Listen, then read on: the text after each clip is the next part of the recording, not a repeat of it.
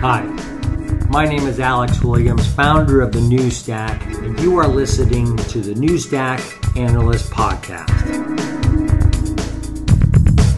Each week, we discuss our latest data research and a topic related to app development and back-end services. Our show this week is brought to you by Pivotal. Pivotal is on a mission to modernize IT. They have a portfolio of applications which include Cloud Foundry, Redis, RabbitMQ, and Spring. They're a steward of open source. You can find them at pivotal.io. Now let's get to the show. This may be the biggest group for a podcast we've done at the New Stack. So this is Alex Williams, the New Stack blog. Yeah, that's right. Yeah, I know what I'm talking about. So we're here at OSCON and got a big group, so why don't we just go around the table. Sam? Hey, this is Sam Charrington. How should I introduce myself? Principal analyst with the New Stack, principal analyst with Cloud Post Strategies. I should add a couple more firms on there too. Next. Right on. Hi, I'm Casey West, principal technologist for Cloud Foundry at Pivotal. Jesse Proudman, CTO at Blue Box and IBM Company. Abby Kearns at Pivotal, part of the Pivotal Cloud Foundry team. Sam Ramji, CEO, Cloud Foundry Foundation. Clint Finley, journalist with Wired, The New Stack, and Mindful Cyborgs. Great. Well, good to have you guys all here. And I just want to start out asking about why are we seeing all these emergence of these foundations? Now we have, Cloud Foundry Foundation, is really not that old.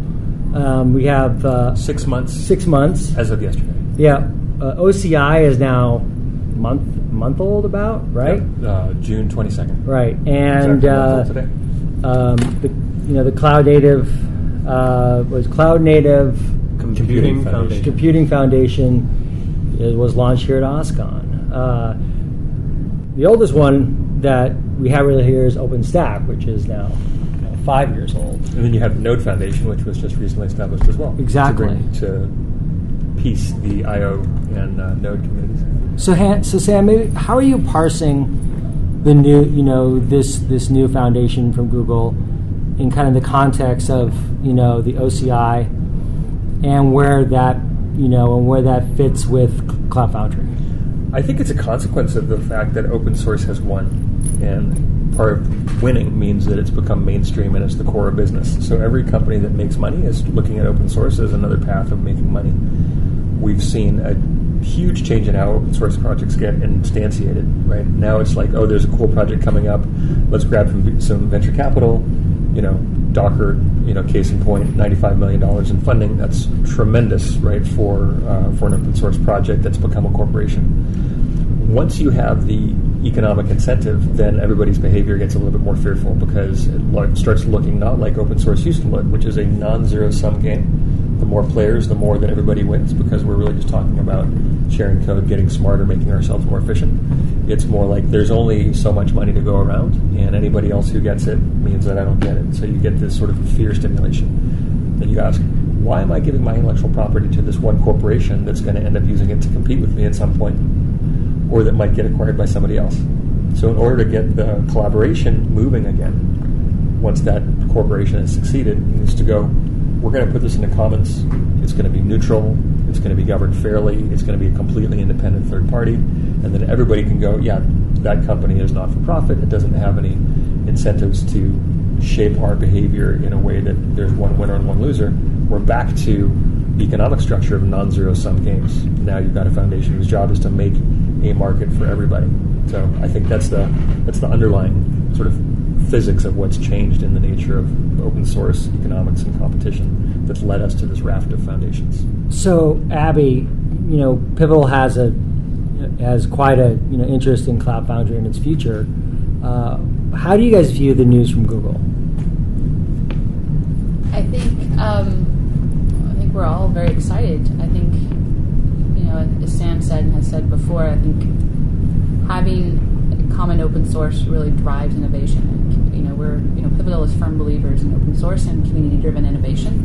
And I think having that level of investment from those type of companies just really speaks to the need for that, for us to all rally around a common theme, and then really gives us an opportunity as companies to kind of grow from that and build from that, from both an open source side, but also on the commercial side. And what do we do, and how do we take that, and how do we leverage that into bigger and better technologies?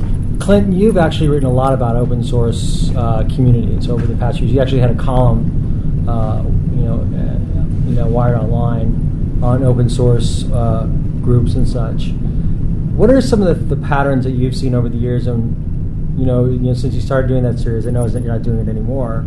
And really, what you're kind of seeing coming out this week from Google, and in the past month from Docker and such. Yeah, well, I mean, I don't have a lot to add to what Sam said. I mean, it's funny, we were actually just talking about that while we were walking over here, about how that it seemed so crazy that just a few months ago, I was writing about Node and Docker and Rocket, CoreOS, and kind of like these were controversies just a few months ago. Maybe a year ago, of should these be part of a foundation, or is it okay to just leave a single company kind of in charge? And because there were legitimate arguments that having kind of just one owner that is really deeply invested in it in a project is the best, most efficient way to drive a project forward. So kind of the design by committee idea, and that's almost been completely obliterated in the last few months. Rails is one of the only open source projects I can think of that's still like really major open source projects that I can think of that's like a one company thing now. Just in the last 6 months, we've got, like you were saying, OCI, Cloud Foundry, and the Node Foundation. I think one of the keys here is this notion of supporting technology versus foundational technology. So if you look at all the foundations that have been created, OpenStack, OCI, Cloud Foundry, Cloud Native Container, Cloud Native, whatever it's called today, Computing Foundation, they're all foundational technologies that, and the goal is to drive consistency from provider to provider, or software release to software release, versus technologies like Chef or Ansible or configuration management tools or other programming languages that are more supporting and are building on top. And when you've got this foundational technology, the goal is to make sure that whether I run it on Amazon, like Cloud Foundry, whether I run it on Amazon or VMware or OpenStack, the experience is consistent. And to do that, you need that independent third party, versus if I'm taking an open source tool like Chef, I can have some expectation that the supporting organization will treat it differently. Like, that's the key to me, I think, in the creation of all these. And at the end of the day, I think this shows, as kind of as Sam mentioned, the rise of the popularity of these types of technologies. Like, we have reached a point of criticality of containers, of OpenStack, of Cloud Foundry in the general open source ecosystem, to the point that they needed that independent third party, that governing body.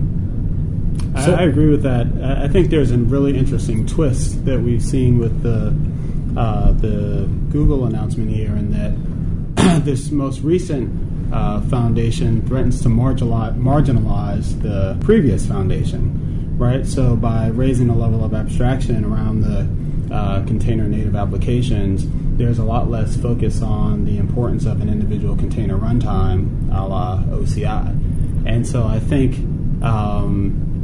it's what's particularly interesting in all this is just kind of the pace, right? It's just one after the other, and kind of this race up the level of abstraction. And it'll be interesting how does OCI, respond? How does its role shift? And I'd be curious if anyone has any perspectives on that. It's funny, instead of battles of corporations, so battles of foundations. Right? Yeah. Well, so the interesting thing is, and one of the main reasons that I took my job in January at Cloud Foundry Foundation is it's part of the Linux Foundation. So when Jim Zemlin and I started talking late fall last year, he had sort of this list of potential pipeline. He said, super confidentially, Kubernetes might come to the LF, Node might come to the LF, R might come to the LF. Or what are the other possibilities? And I said, you should really think about Docker. there's a fundamental technology that everybody needs to share. You take what he said last fall and where we are now, like it's all happened. One of the things is the CNCF, the Open Container Initiative, and Cloud Foundry Foundation are all under the Linux Foundation. So it means that we should be friends. We should have common governance. The lines should be fairly soft, and that's going to benefit all of us. Already what's happened is with the growth of runC, right, which is sort of the next name for libcontainer, right, sort of the runtime execution environment. At Cloud Foundry, we've been able to look at our roadmap and say, you know what, there are things that we were doing in our container management system in Garden that we can contribute to runC now that it's part of sort of this shared environment, which is awesome. We can also decrease our long-term investment in Garden. It can get thinner because we can transfer these and we can all participate in this runC commons. So that's going to be really good for everybody. So you're already seeing, it's only a month, you're already seeing software architectures shift and roadmap shift, and I only have deep insight into the Cloud Foundry side. I guarantee you some kind of thinking like this about better sharing and softer boundaries is happening in every company that's got a dependency on the technology formerly known as Docker that we really now mean runC. So we're talking about the context of Garden, right? As a container technology. Yeah, and within Diego, which is a scheduler and cluster manager. Right? So as those boundaries get softer, you get a really interesting opportunity to collaborate with the architect. How will you integrate, the OCI commons back, or will you?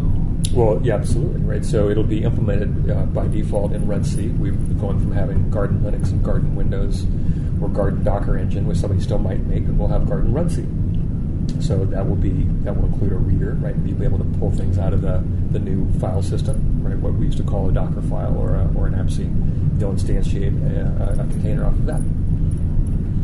So it'll be one of the 5 conforming implementations, right, per what Alex Colby is looking for as a testament to OCI working. So why not just go with the full OCI environment? Why? There's no such thing as a full OCI environment, right? What it is about is making sure that we have 2 key things. Universal compatibility around a file format, because people get really confused about what a container is, right? It's a file format, just like a PDF, right? Except it's a file system and all the dependencies. And then it's a runtime environment, and we can have lots of different ideas about what the runtime environment ought to be able to do. There's perspectives on security, perspectives on manageability, right? There will still be rocket capabilities. I was told by a VC recently that there are 42 venture capital funded container companies operating right now. So it's container, orchestration, all this stuff. There's a lot more innovation to come. Having runC as the sort of base implementation of the runtime, and then having a standardized way to do the file format helps us move all the different implementations forward while having a compatible core. And the last question before we move on. So what is the role of, maybe just help me clarify what the role of Garden is then. Garden is the layer that sits on top of Diego, right? Diego being your scheduler and cluster management environment that ties in different runtimes. So that's where you tie in Linux, tie in Windows. If somebody wanted to create Garden Solaris, they can do that. It allows you to communicate with the dispatch system in Diego to say where are the physical servers that I want to talk to, which containers am I putting where, when I need to instantiate an app because you've written an app in a build pack and I've inflated it. That's where it goes. So those are all features in Cloud Foundry. That's right. So you can think of it as a shim, right, that allows you to take the CF apps and run them on this range of different systems. Casey, do you have any perspectives on this? I do. The explanation around Garden is pretty apt. Containers are a commodity, I think. That's what we're seeing. Everyone is running containers, and there may be varying formats, but they are coming together under the Open Container Initiative. So, when we talk about Garden in particular, it is an excellent API for running containers. And the fact that you may choose the Docker format or a Warden format, which is the historical variety that Cloud Foundry has been using for many years, or you even want to run isolated Windows processes using Windows instances, we can do that. But I think a lot of folks will be able to do that. And what we're getting to now is the fact that containers are less interesting, as Sam mentioned, but the orchestration, scheduling, management at a larger scale is really the next level stuff that we have to deal with. And I think that there are a lot of technologies that are starting to get mature, and that's fantastic. They're starting to come into their own. I think that's where Kubernetes is at. And that's exciting. It means that everybody's thinking about the problems and going in a pretty decent direction. So Jesse, what do you think are so how do you think of the distinctions with Kubernetes and the services running on top of Kubernetes, such as OpenShift, for example, versus the services that we see running through Cloud Foundry, right, such as Bluemix and Pivotal Cloud Foundry? Yeah, it's a great question. I mean, I think ultimately it's about service catalog and deliverability of the application. So Kubernetes gives you sort of a blank canvas to go and build everything you want to build all on your own, and that can be incredibly powerful for a lot of organizations, and is a great tool for doing sort of greenfield design and implementation of your application and all its associated services. It also can be time-consuming. The flip side is Cloud Foundry, and particularly Bluemix, gives you a predefined Cloud Foundry runtime and a service catalog that allows you to ignore all of those other pieces and just get going today with the application that you have. And so it's, again, sort of right tool for the right job, in the same way that we've had sort of VMs and you've had as-a-service offerings in the cloud space. This is sort of the next generation of that. Mm-hmm. Abby, how do you distinguish? Well, I think it's all about the ecosystem, right? I think that's what we're all really striving for, and what that looks like, and how you pull that in, and how you leverage that. As Casey pointed out, from Pivotal's standpoint, what does cloud native mean to us? And it means framework, container runtime, and orchestration, and really pulling in the ecosystem around that to make that a best-of-breed platform. I think that's what we all strive for, from the open source piece all the way up the stack as we move to the commercial distros, is really building a robust enough ecosystem around that open source trunk.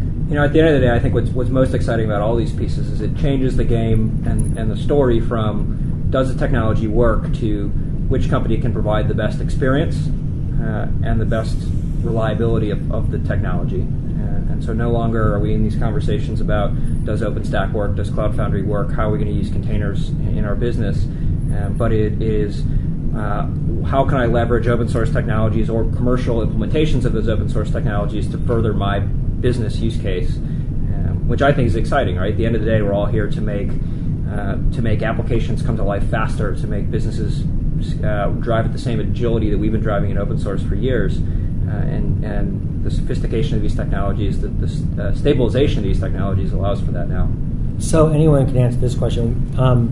So what are the varying degrees of use cases that you guys are hearing about from the Kubernetes, through Kubernetes and the capability to build, services on top of Kubernetes versus, Cloud Foundry and the use cases there? Are there differing kinds of use cases? Are they applicable to both, not to both? They're super different, and one of the things is we have a lot of technologies in Cloud Foundry. So a better analogy is between Kubernetes and Diego, because they're both container schedulers. So Cloud Foundry has Bosch, right? It's got the cloud controller. It's got a lot of different components outside of what exists in Kubernetes. Cloud Foundry's hedgehog concept. You're familiar with the hedgehog concept term, right? The one thing that you do better than anybody, and you're always going to focus on that, is application workloads. So a cloud native application is cloud native because you never know how much demand you're going to have. You've got 100,000 users today. Klint writes about you. The article takes off in Wired, and now you've got 1 million users. Catastrophic success. Unless you've got a really good application-centric workload management, and then you can scale that up. And then maybe there's a trend, and now you have 500,000 users. How do you pull it all back? So that core of 12-factor apps, right, which we think is the right way to build an app, so that you can get the advantage of the cloud scale. There's a lot of cloud nativity is in there. That's what Cloud Foundry is going to continue to be very good at. You can do a lot of different patterns in Kubernetes, but doing this sort of opinionated approach to building a cloud native application, that framework doesn't exist in other environments. It's a practices and habits and conventions rather than a framework that's implemented in a prescriptive stack. Does that make sense? Yeah. So Cloud Foundry is more of a stack, and Kubernetes is more of a specific technology around container scheduling. And that said, I'm not damning anybody with faint praise. Kubernetes is great. Klint, how do you parse the term cloud native in kind of the context we're talking about? I don't. I think it was sort of confusing think it was a confusing move, and it feels more like a branding move rather than kind of just say like, here's what we're about, to instead kind of go with this term that almost feels like it could just sort of hijack everybody else's or other vendors or other open source projects. I mean, if you're building something on OpenStack, how is that not cloud native?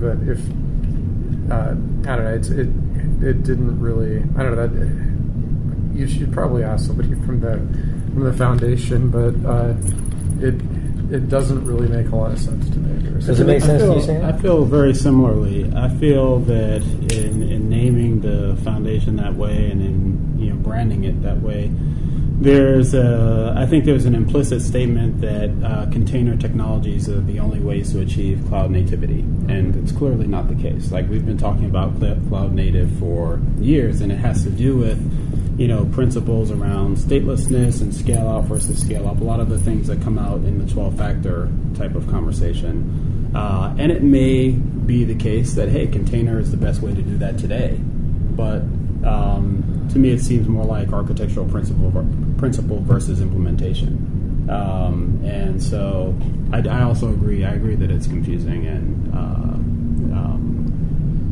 unclear. Yeah, but like naming is hard. It's easy to throw grenades, but at the end of the day, we're trying to put a box around something that actually defines sort of this next generation of application technology. And the way, granted, I've seen this press release, I think a day before for the public. So who's I'm not throwing grenades? Super deep. Nobody's throwing grenades.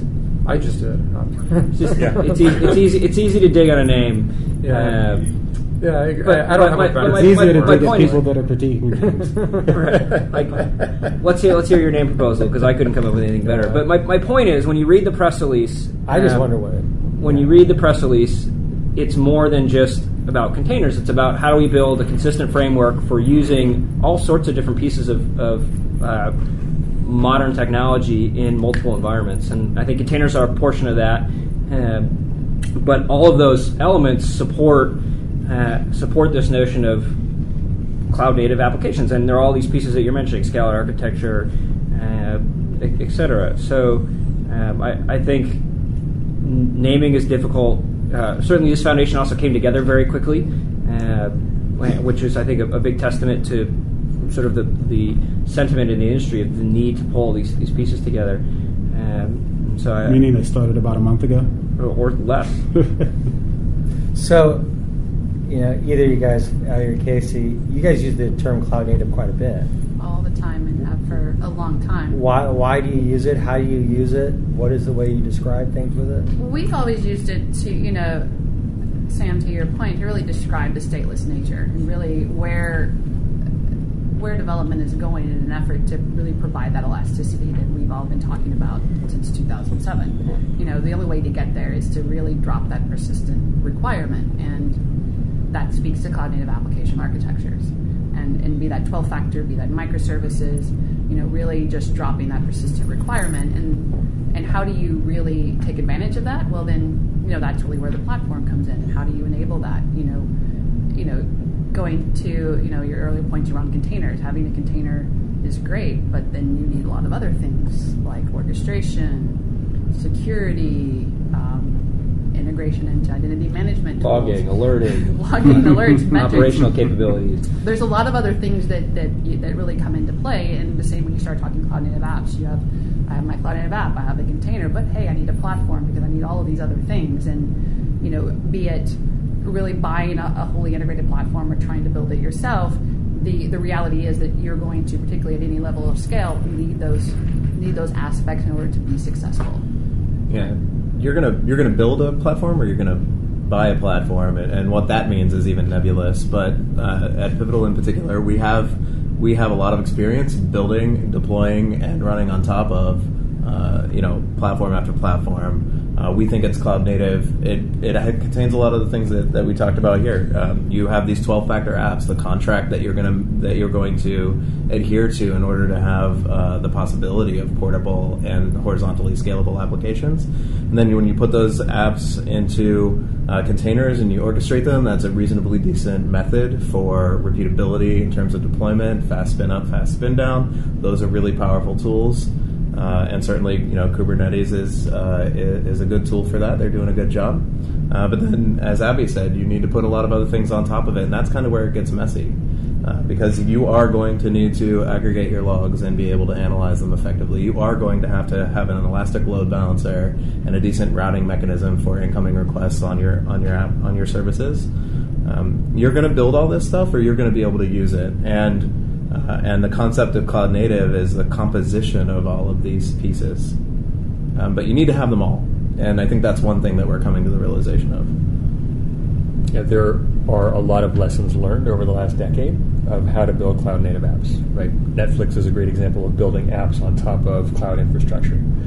There are a lot of bad ways to build those apps. There's a lot of ways that they fail. There's a lot of design patterns that don't work.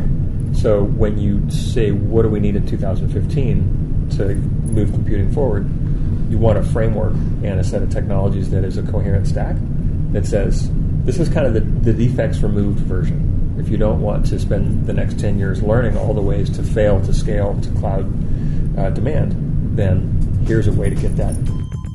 Now let's take a quick break before we get back to the second half of the show. Our show this week is brought to you by Pivotal.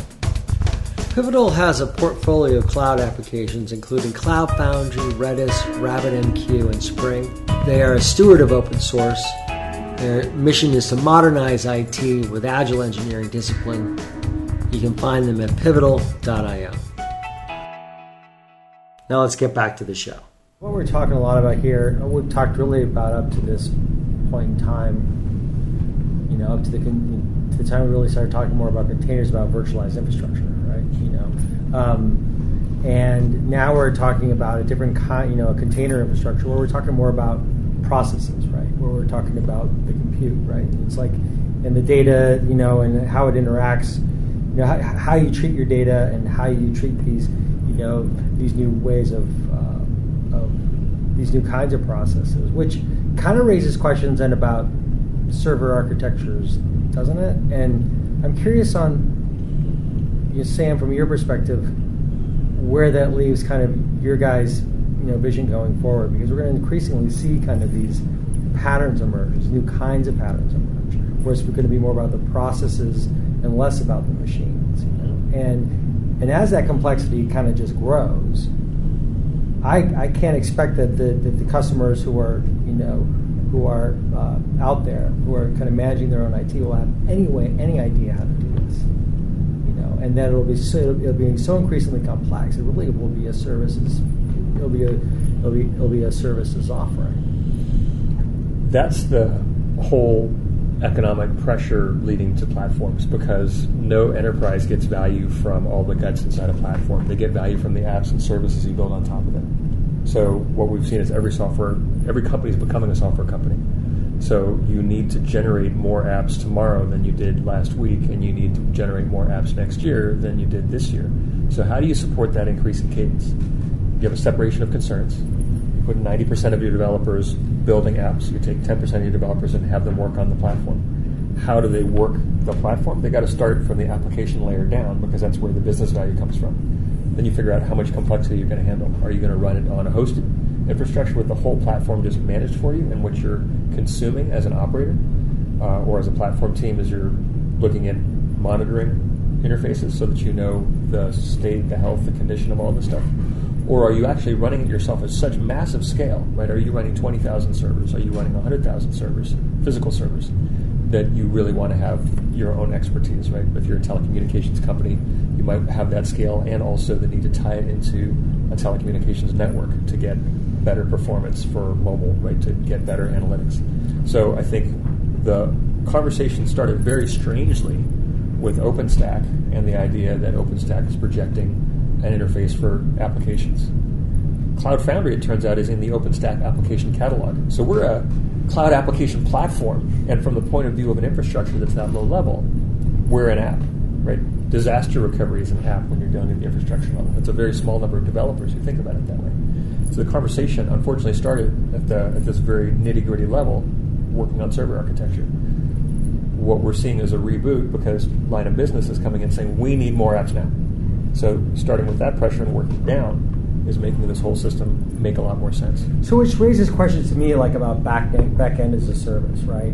So just I'm curious in your perspective on that. Because, as we've seen the rise of, we've seen AWS Lambda, right? And we've seen technologies like Parse, right? And other technologies like Firebase, right? That basically allow the developer not even have to worry about that kind of stuff. I'm curious your perspective. Yeah, I think from Blue Box prior to IBM, our perspective was always that at the end of the day, the business unit, the developer doesn't want to have to worry about the nitty-gritty details of the infrastructure itself. It's always been our perspective. So we delivered OpenStack, which, as Sam kind of mentioned, was originally designed to be this technology that anybody could pick up and run, and in our opinion proved not to actually be that way as a service. And now inside of IBM has adopted that methodology. So in January, when they created the IBM BU, they made the decision to deliver all of IBM Cloud as a service. So no longer do you go buy Bluemix as software, you buy it as a repeatable as a service delivery. And that can exist in a public cloud, that can exist in a dedicated hosted environment like Blue Box has been doing, and that it can exist on-premise, remotely managed. And so what we're trying to do is take away the complexity of the operations of all these tools, because that's really where the complexity lies. Like, we've gotten past installation, we've gotten past kind of the initial hurdle. It's in the operational burden that any of these technologies put on an organization to get to the point where the line of business can actually deliver those applications, can be focused on differentiating themselves. Infrastructure, we've all recognized, Amazon has proven this point. Infrastructure is not a differentiator for almost every company. What is a differentiator is delivering the applications, the things that they will use to compete in this new technology era. And so how do we give organizations the tools and technologies they need in a managed way to do that? That's what we're looking to solve. Sam, I think this gets at kind of about what you're talking about, like, this world beyond containers, doesn't it? Yeah, I think I heard in your previous question, some reflections of a piece that went up on the site today, the new Stack site today, about really asking this question is, yes, granted, Amazon is kind of far and away the leader in infrastructure as a service, but really have they missed a beat? Have they fallen behind? And the premise that Joe Emerson, the author, put forth was that we're entering a phase in the industry where there's an opportunity for serverless applications, serverless infrastructure, and so they made acquiring servers easy, but we're about to leapfrog that to this whole serverless model. And he looked at technologies like Parse and compared them to the EC2 equivalents, and found that they're not up to snuff. And I think there's some validity to that, and I think it kind of goes back to the earlier point about this increasing kind of raising of the level of abstraction. And just a month ago it was at the container level, right? Today it's at the level of the framework above that. And I think what this piece argues in this context is we're kind of going above the framework and now having someone manage all of that stuff. And so I'm wondering, it just kind of prompts the question for me, like, when you think about this, Sam, the other Sam, from the perspective of Cloud Foundry, right? In a world where, folks don't want to have to even manage the platform level, like, how does Cloud Foundry, what does Cloud Foundry do looking out in the future to remain relevant? So the reason that Cloud Foundry is the industry standard for platforms, cloud-native application platforms, is not just because the technology is good. It's because Cloud Foundry is IBM Bluemix with over 400,000 users on a single public instance, adding 10,000 users a month. It is Pivotal Cloud Foundry on premises and in AWS. It is SAP HANA. It is HP Helion, right? So as you just add those up, not including the Verizon cloud and other telecommunications clouds running this, it's out there in a huge way because we are open core, right? The point is portability around a set of open source components. Now you'll notice it's not called open product, it's called open source. You will build a value-added differentiating layer around it. So if you're running in Bluemix, you're going to get access to IBM Watson, right? If you're running in Azure, Microsoft has contributed code to Cloud Foundry to run CF on Azure. You're going to get access to Azure data interfaces to do data storage, and then you're going to get the benefit of Azure Analytics. So this wave of service providers, because what you want is really service providers to host all this, is differentiating around what's the extra service you're going to get, and you can depend on this portable core of Cloud Foundry. So our whole march and our reason for existence as a foundation really is to create the certification and the certainty that Cloud Foundry is Cloud Foundry is Cloud Foundry is Cloud Foundry, regardless of whether you're buying it from a telco, large manufacturer of equipment, a software company, wherever it happens to be.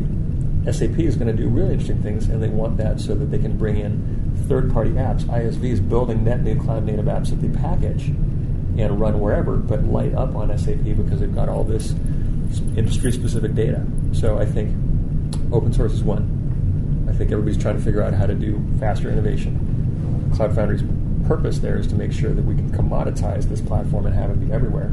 And the differentiation is going to be offered by commercial entities who say, well, we have this particular take on analytics, or we have this take on machine intelligence, or we have this take on industry-specific data. Klint, any perspectives here on these next-generation architectures, in terms of, what we're talking about here in the transition from containers? I don't know. I mean, I don't know that we're having a transition from containers yet. We're just getting started. But, I mean, in terms of like another layer on top, we haven't really talked about Vagrant much yet here, but, I mean, that's... and they were doing... Originally, Vagrant was just for VMs, but that's I think another component here is just, how you spin these up and get started with them, and then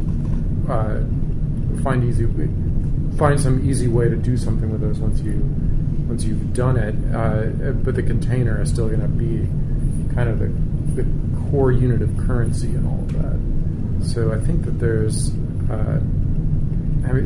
I don't know how far we're going to abstract away from that and how quickly, because for right now it's still very much the core concern, it feels like, for these. Yeah, I think it's to carry on that. I think it's really interesting where we stand today. Like, to some extent, we all live in this echo chamber where we're in this technology every day, touching it, dealing with it, evolving it. And the reality is, even at Amazon at $5 billion in revenue, is such a small percentage of the total aggregate IT spend. Like, there is so much educational work that needs to be done in corporate IT to get the next generation of application developers ready to work with all these technologies. So to some extent, we're almost out innovating our ability to educate. So that's the question that leaves me sort of scratching my head. Like, how do we get people actually using and adopting and moving workloads and then ultimately paying for all these technologies at the same velocity as they historically have in IT spend? I think that's one of the most interesting, actually, discussions when it comes down to language. Right? It's going to require a lot of psychotherapy, right? Because there's a lot of fear already in changing how IT is done.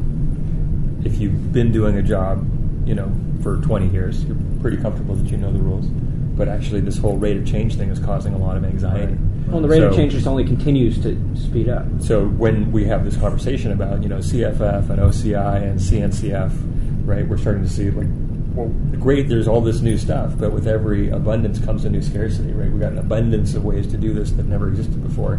Scarcity is like your attention and your decision-making ability. So how do we reduce the fear? Let's count the number of Bosch developers that really get Bosch. But I think that's the point. It's like, is it reducing the fear, or is it like just spreading the word about, learning how to be a developer versus, we're learning how to manage modern operations. It seems like. Well, I don't want to overuse the word, but transformation. And I know we all use it, even in all of our taglines. But I feel like it is. And I'm asking you as a business not to just adopt a new technology, but fundamentally change the way you do business. Cloud Native asks not only of your developers to be more agile and your operations to be more responsive, but I'm asking you, the business owner, to now also be responsive to a market in a way that you never had to before. Is that new? Like, in the sense of, we used to say that, the reason why it was important for organizations to be able to develop their own applications was so they wouldn't have to wrap them around the process ideologies of something like an SAP, right? So you need to develop this competency to implement the processes the way your business, envisions they should be. Are we now as a community of folks, are we switching the script a little bit on that, or?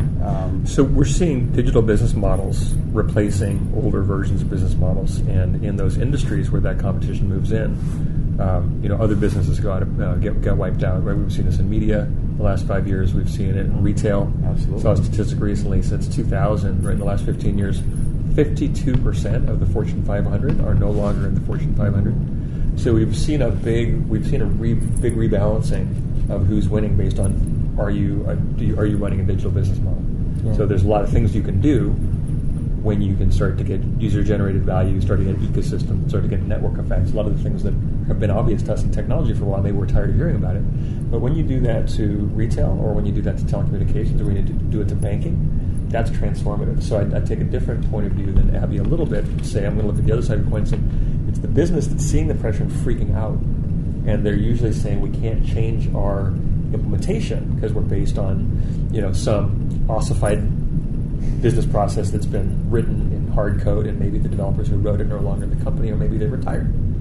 That's real pain. Or maybe it's written in COBOL and it runs on a mainframe, and we're going to go out of business if we break it. And it's well, the effort to replace that. There's a building in Northwest Portland that is built around a mainframe. It's like it's the infrastructure problem. It's like we've got to go for the mainframe. We've got to go and replace all the bridges and highways around the country, and it's going to cost an insane amount of money. It's the same problem with all these systems, right? Like we had a customer that had this exact story. They had legacy business process systems written in COBOL, and they did this giant engineering project to rewrite all of it to applications that ran on Cloud Foundry, and it was such a long investment and process. It's measured in years and enormous numbers. And while it's wonderful to hear that it got re-implemented in Cloud Foundry, it makes me really worry that if you're going to do a bit-for-bit replacement, right, an idiomatic rewrite of 30-year-old business rules that were hell of current in 1985 in a cloud-native application platform, you put a lot of effort to repeat the past, and that's super dangerous. So starting with what business are we actually in? Companies are starting to realize we're not maybe in an industry. Maybe we're not in the automobile business. Maybe we're in the personal transportation business. Maybe we sell seat hours, and we're not actually in the car business. GE is realizing maybe they're not in the airplane engine business. Maybe they're in the engine uptime and asset maintenance business. So this is the transformation that's driving all this response, and IT's going, oh my God, what do I do? One answer is containers, because it looks so simple. I've got control. I can put everything on my desktop, and then I'm going to terraform it into DigitalOcean. Now I've got 100 of those containers. But I would agree with Sam Charrington. I think we're actually moving beyond containers, because the most interesting thing now that we've commoditized containers is how do you generate a container? So look at what Docker Inc. is doing after they put all that intellectual property in the foundation. Their focus is on compose. Look at Cloud Foundry. It's build packs. The container is an ephemeral artifact of how the compute gets run. It's not the interesting thing about the app, and it says nothing about maintenance or orchestration at the level of business capabilities, which is what the apps are supposed to provide. So it makes me kind of think of of the increased complexities and the increasing need, for machine intelligence as well, right? This amount of understanding that is needed is far beyond what we can actually have the capacity to understand. And this is where I think some of the things are interesting now with these open source foundations. Sam, you described the problem of vendor lock-in and a lack of transparency. If you wrapping your applications in SAP, for example, it's some large nebulous piece of technology. You don't have a lot of control or visibility. You don't know where it's going. You don't know what to count on.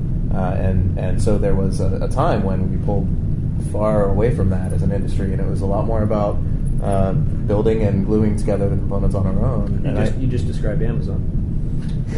And I feel like we're at a place now with these foundations where to your point about complexity, a lot of these new technologies or newer evolving 1.0 technologies are quite complex. It's actually quite challenging to build these things in the first place. It takes a lot of investment, a lot of mind share. Most companies do not have that available, but there's this big difference now of transparency and accessibility and at least the perception, if not the reality, of being able to participate and fix your problems if you need to, but being able to see the innovation and forward progress out in the open and have more access to it. That's different, and I think that is new. With this greater need for machine intelligence, containers become just a form of efficiency, don't they? It's just a form of efficiency. It's resource management, right? It's lowering your costs, being able to allocate your resources more effectively, and at the scale, the number of instances that folks are having to go to these days, there's no way to manage that manually. Yeah. There's no way to script it in Ansible, really, not at that level, I don't think. Well, great. Well, that about wraps it up. I thought it'd be fun just to go around the room, and this is the last OSCON in Portland. It's been here for 5 years. This is it's going to be in Austin next year. Yeah, we've kept Portland weird, and now we have to keep Austin weird. Yeah, and so I don't know if everyone has like a kind of an anecdote about OSCON this year or a memory they have of OSCON in Portland over the years. Sam? This is actually only my second time in Portland. The first was the OpenStack Summit a few years ago, but it's a neat town. Yeah, I've been coming to a lot of OSCONs. There was a speaker VIP party one year where I thought it was going to be fun to shoot green lasers out at other tall buildings, and the Portland police decided maybe that wasn't actually as exciting. So that's probably the most interesting OSCON story I have.